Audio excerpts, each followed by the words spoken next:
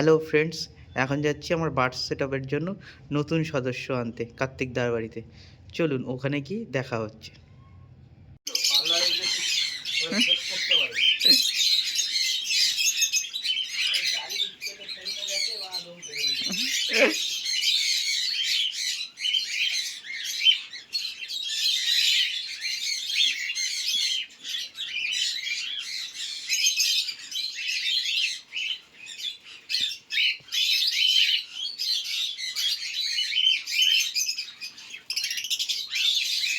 কার্তিক দার বাড়ি থেকে এই পাখিগুলো নেওয়া হয়ে গেছে।